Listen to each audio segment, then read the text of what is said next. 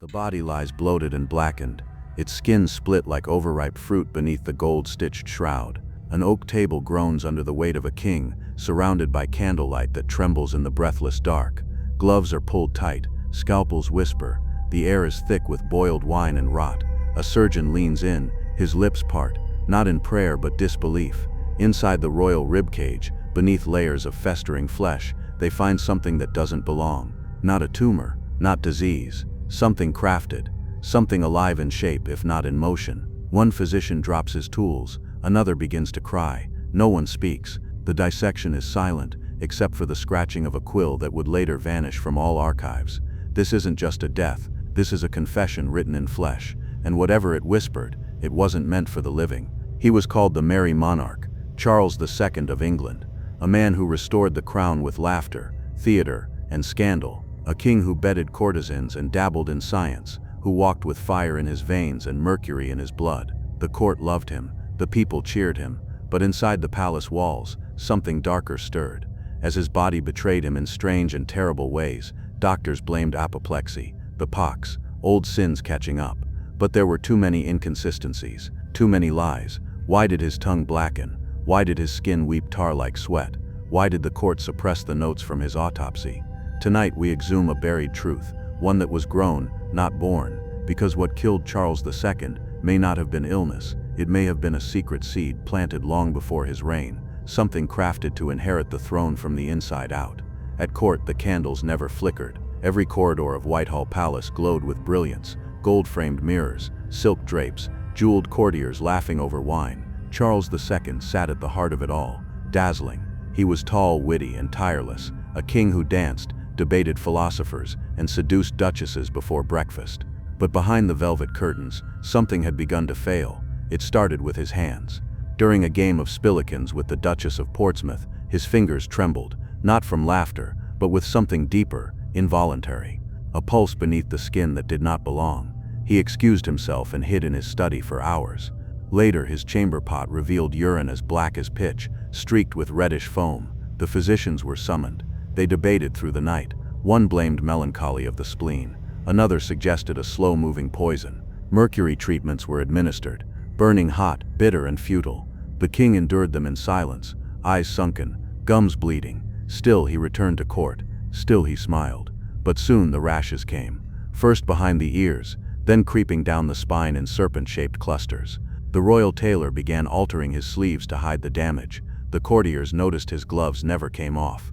Even his mistresses whispered about a strange new odor, the scent of copper, rot, and something feral. The king stopped sleeping. Servants reported hearing him pace for hours, muttering about reflections. He had ordered all the mirrors in his chamber covered with cloth. When asked why, he simply said, "There are things in them that remember me." Alchemists began appearing in secret, men with ink-stained fingers and sunless eyes. They brought with them glass vials of green tincture, powders harvested from desert bones, tinctures distilled in monasteries that no longer existed.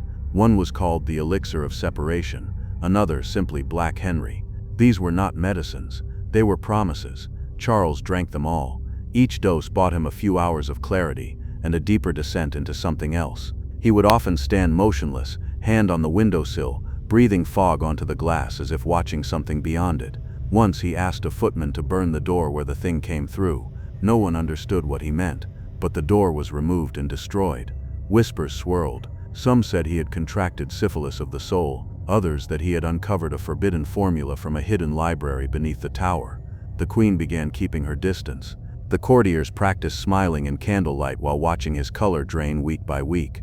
Then came the dreams. One night he summoned his personal surgeon and asked a question no monarch should ever utter. "If something is living inside me but is not me, can it be removed?" The surgeon laughed nervously, but the king didn't. His eyes were wide and wet, his fingers gripped the surgeon's wrist with unnatural strength. "It watches me," Charles whispered. "It learns." From then on he refused to eat meat, claimed it fed the wrong mouth. He demanded cold baths every morning and scratched strange symbols into the floor beneath his bed. Loops, spirals, crowned serpents. The court still tried to maintain the illusion of splendor. Plays were performed, toasts were made. But the air in Whitehall had shifted. The walls seemed closer, the shadows lingered. And then, mid-conversation with his barber, on a pale February morning, Charles froze, his head tilted back sharply, his limbs began to jerk, violently, like a marionette with tangled strings. He collapsed to the floor, eyes rolling, foam and blood pouring from his mouth. Gasps echoed through the corridor. The Queen screamed, ministers backed away. One brave chamberlain dropped to his knees to hold the king, but Charles seized his collar and rasped 3 final words, wet with terror. "Get it out." The moment fractured like glass. A candle, knocked from the table, hit the carpet. Darkness bloomed. Panic roared. And in that breathless void, the king twitched once more, not from life but from the thing inside him that was not ready to die. The flames are put out. Silence returns. The king still breathes, barely, but everyone in that room knows something else was breathing too, and it was not yet done. Death came not like a king but like a thief. Charles II lingered for days, drifting between seizures and fever dreams. The finest physicians in England stood helpless as their monarch decayed before their eyes. Leeches were applied. Emetics forced down his throat. They bathed him in ammonia. Nothing worked. His skin took on a bruised pallor, purple and gray like storm-wet parchment. When he finally slipped into silence, a strange relief settled over the court. The nightmare they believed had ended. They were wrong. The official cause listed on the death certificate was apoplexy, a convenient fiction, but within hours of the king's final breath, behind heavy wooden doors sealed tight against rumor, the real work began. A private autopsy, attended only by 5 men, 2 royal surgeons, a foreign anatomist, a Jesuit herbalist, and an unnamed observer whose signature appears on no record. The body was placed on a table of English oak. The room was candlelit and cold, wax pooled near the floor. A priest muttered Latin in the corner, voice barely audible over the wet sounds of steel entering flesh. The first incision revealed swollen organs mottled black and green. His lungs wept fluid. His liver had hardened into something closer to stone. The heart, however, was wrong. The muscle itself seemed unnatural, coiled, and tucked inside the heart's inner chamber was a small object, no larger than a quail's egg, smooth, polished, carved. It was passed from gloved hand to gloved hand in silence. Faint inscriptions were visible, though not readable, loops of symbols that resembled neither Latin nor Greek. When held to the candlelight, the object shimmered faintly as if reacting to breath. None of them spoke. The second horror came deeper. As they opened the abdominal cavity, they found what appeared to be a second stomach, a sack of grayish tissue that did not belong to any human anatomy. Inside it, thick black bile, still warm, and fragments of undigested herbs that had no business being there. Monkshood, henbane, dried mandrake root, all toxic, all forbidden. One surgeon turned pale and vomited into a bucket. Another crossed himself, then turned to the wall and began praying, not for the king but for themselves. Buried beneath the bile-soaked mass was something even stranger, a page of vellum, folded into quarters, sealed with a wax symbol none could identify. Against all better judgment, it was opened. It was not addressed to any man. The letter began, "To the humor of kings." What followed was not legible, only fragmented phrases, mentions of transferal, feeding cycle, succession by inner vessel. There was no signature, only a stain shaped like a human molar. In the weeks that followed, 2 of the physicians vanished. One, Dr. Ambrose Carlyle, left behind a burned manuscript, half destroyed by fire but still readable in parts. The final page had only 3 words, scrawled hastily in blackened ink, "Still alive, still moving." The other, the foreign anatomist, was found in the Thames, stripped to the bone. No one claimed his body. Rumors began to spread but quickly died. The Crown worked quickly. All mentions of the autopsy were struck from the record. Journals confiscated. The remaining doctors either swore silence or disappeared from public life. One took holy orders. Another was locked in Bedlam, screaming nightly about the mouth beneath the heart. The object from the heart, the carved stone, was said to have been sealed in a glass jar and buried beneath Westminster under royal order. But not before one man, a young apothecary's apprentice, recorded its final image. It pulsed, not like a heart, like it was remembering. The Queen never spoke of the autopsy. The Archbishop refused to bless the remains until 3 days later. When Charles was finally laid to rest, the casket was lead-lined, sealed with pitch, and buried deeper than tradition required. But one final detail emerged, passed quietly from servant to servant until it was smothered by fear. Before the burial, while the body was being prepared, a royal handmaid found something beneath the king's tongue, a sliver of parchment, so small it could have been missed entirely. Written on it were 5 words, "Do not wake the other." The paper was burned immediately. But what was the other? A sickness, a soul, or a secret that had lived too long. Outside, bells tolled for a beloved king. Inside, those who saw the truth drank themselves into oblivion. Years later, during the renovation of a royal crypt, a glass jar was unearthed beneath a collapsed shelf. Inside it, something coiled, hardened, but under the light, it twitched. History prefers kings to die of simple things: apoplexy, fever, betrayal. But Charles II's death was never simple. Not to those who knew the right vaults to search. Not to those who traced the whispers buried between state records and forgotten scrolls.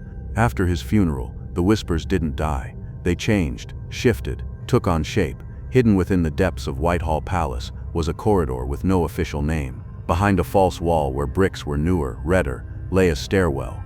At its bottom, a stone chamber that stank of sulfur and wax. This was not a wine cellar. It was a laboratory.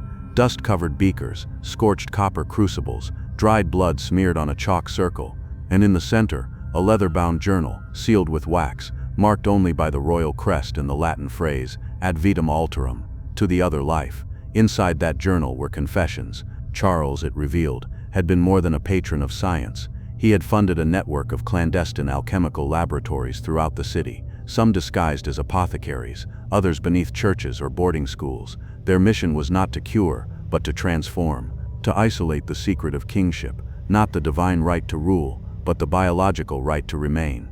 One passage described an experiment performed on a condemned prisoner. The man was fed a tincture derived from mercury, ox blood, and bone ash. After 3 days, he no longer responded to light, but when cut, he did not bleed. When burned, he did not scream. Charles called the experiment promising. Another entry, more disturbing, referred to a ritual performed on a calf. The creature was sliced open, and something placed inside, a lump of preserved royal tissue, immersed in silver and herbs. The calf died within minutes, but its carcass twitched for hours. There was more. A missing page from the royal physician's log surfaced in the estate of a long-dead baron. The ink was faded but legible. The king consumes the tincture nightly. He believes it sustains him, but I fear it does not feed him. It feeds the other. Who or what was the other?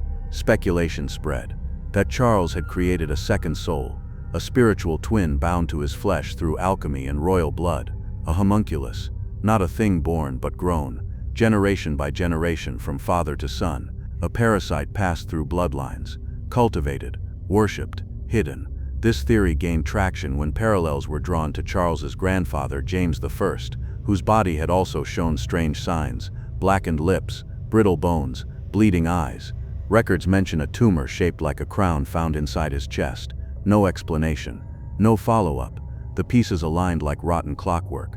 There were patterns. Portraits across generations showed a recurring symbol hidden in jewelry and embroidery, a coiled serpent devouring its tail, crowned with thorns. Scholars believed it was a royal motif. Others now think it was a warning. And then came the letter.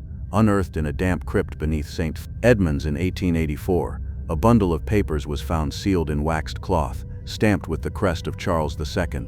Inside, instructions for the burial of a vessel, listing precise depths, materials, and dates. Accompanying it, a map. At the edge of the page, in faded ink, "It cannot be destroyed, only forgotten." The vessel in question, a glass jar buried beneath the palace, the same jar once rumored to contain the calcified object found in Charles's heart. 2 centuries after his death, that jar was unsealed. The archivist who recovered it described a shape like a curled infant, fused in mineral, but too detailed to be stone.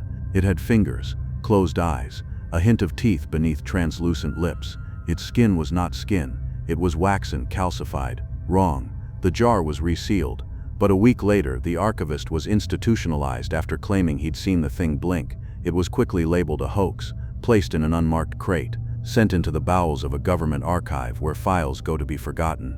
But legends began again, of royals plagued by seizures, of a boy who vomited up black feathers at age 12, of a young prince who refused to sleep unless all mirrors were covered.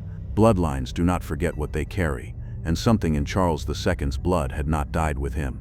Decades later, a janitor at the British Museum uncovers a mislabeled crate. Inside it, the jar, cracked, empty. It began with bones. In 1998, a team of royal preservationists began a quiet analysis of monarch remains, routine genetic studies under the guise of lineage research. What they found disturbed even the most clinical minds. deformities repeated across generations, calcified nodules fused into ribs, extra strands of connective tissue linking heart to esophagus, an anatomical impossibility. Worst of all, growths in the skull base, like fossilized tendrils, always in the same place, like a second nervous system trying to bloom.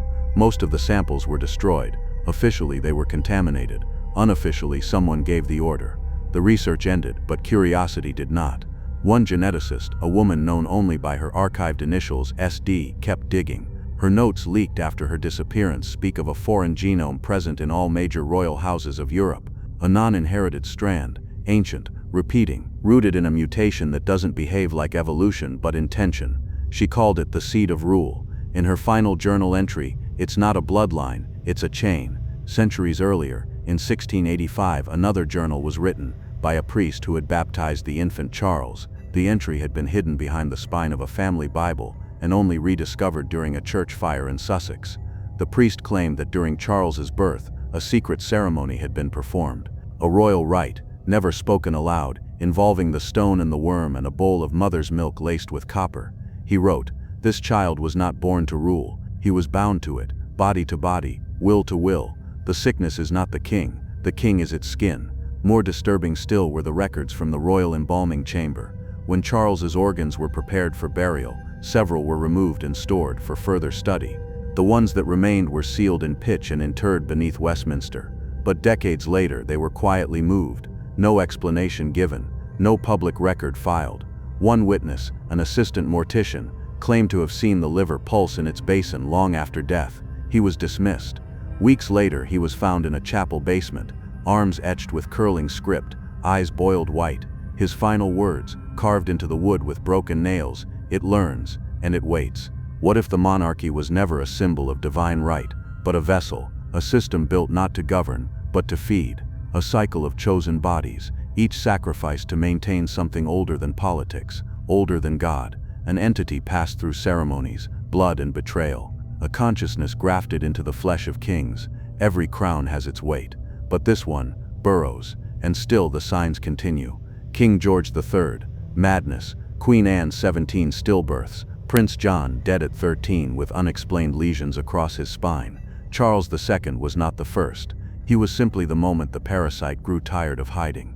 Across generations, those born with the mark, a crescent scar above the navel, a tooth formed in the wrong place, a second heartbeat heard in the womb, were always closer to the throne. Those without it vanished, quietly, efficiently, and now, in 2004, a coroner examining preserved royal tissue fragments made an anonymous call to a tabloid editor. The voicemail was never aired, but its transcript survived. "It's not human, not fully, and it didn't die when he did. We thought it was a tumor. It wasn't. It grew teeth, and it whispered when we touched it." The coroner disappeared 2 days later. No investigation followed. Governments change, crowns fall, bloodlines fade, but some legacies are not carried by name, or nation, or crown, but by meat, by bone, by the slow crawl of something that understands power, not as politics but as possession, and possession never ends, it simply changes its face. To this day, Charles II's remains, what's left of them, are sealed under special protection. Access requires 5 levels of clearance, no photographs, no scans. A single note hangs on the chamber door, printed in Latin, and translated crudely as, "Do not open the skin." It is not a warning, it is an instruction, cut to black. One sentence appears on screen in white serif font. The remains were never seen again. What if the real legacy of royalty was never its bloodline, but its disease? The history books speak of Charles II's lust, his scientific curiosity, his illegitimate children, but not of the fevered nights where he screamed in dialects no one had heard. Not of the black marks that appeared on his torso, marks that moved, not of the chamberlain who begged to burn the bed linens, nor of the dog that refused to enter the king's room in his final hours, howling at the closed door as if something else was inside. What they found inside Charles's body, that was not meant for the public. It was not written down because ink cannot describe what should not be named. It was not a tumor, not a worm, but something far worse, a memory that grew flesh, a purpose that needed hosts. And now, with the bloodline diffused and dispersed, where does it go? Maybe it sleeps. Maybe it waits for another crown to touch another brow, another oath to echo through cathedral walls. Maybe it is no longer confined to thrones but to systems, countries, companies, flags, Power does not die, it sheds skin, and behind every ruler's eyes, behind every polished portrait, maybe, just maybe, something older is still watching, still hungry, still wearing a king.